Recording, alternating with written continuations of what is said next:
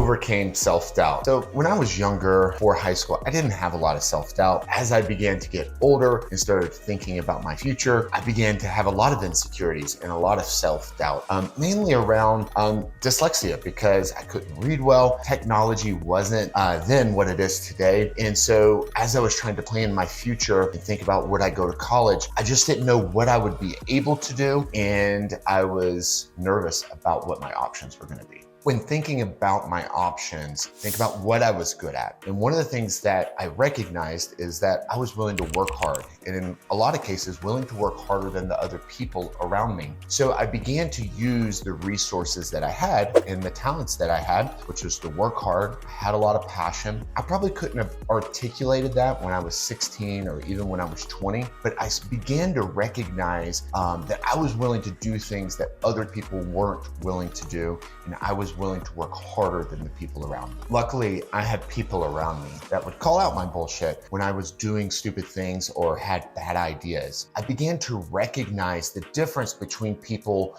who would talk about doing things and accomplishing those things versus people that would just talk about things, but they never achieved the things they were talking about. Self-doubt is not built on one decision or one event. Typically, it's something that builds up inside of someone through reoccurring, reinforcing decisions. But the opposite is also true. You overcome self-doubt by overcoming it one decision at a time and reinforcing it with good decisions and analyzing how you're making those decisions and coming out on the other side. There is no way to know that you're making the perfect decision. In fact, you will most definitely make the wrong decision and make mistakes at certain times. Hey, just a quick pause. As you know, we don't sell anything, but if you want to support us or you enjoy our content, please subscribe or share it with a friend. A confident person can make decisions over and over again, even when he gets some things wrong. An arrogant person will make decisions over and over again, even though he's making the wrong decisions or he's getting the decision wrong.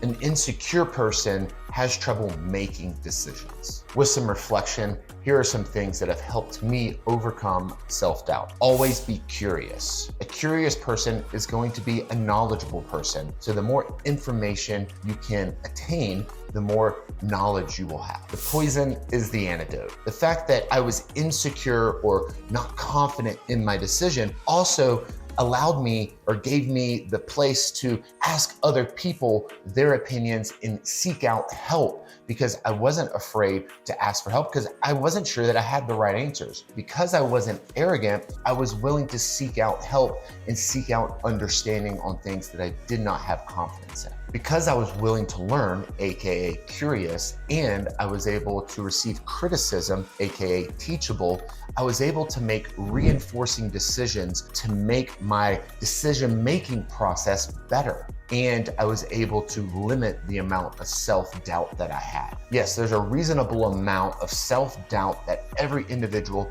should have. When you're doing something new, it's reasonable that you should have a little doubt about what you're doing. The goal is not to get everything right. The goal is to get enough of the things right. If you were a baseball player and you hit the ball 50% of the time, you would be one of the greatest baseball players of all time. I'm not sure what the percentage is for business, but you don't have to get every decision right.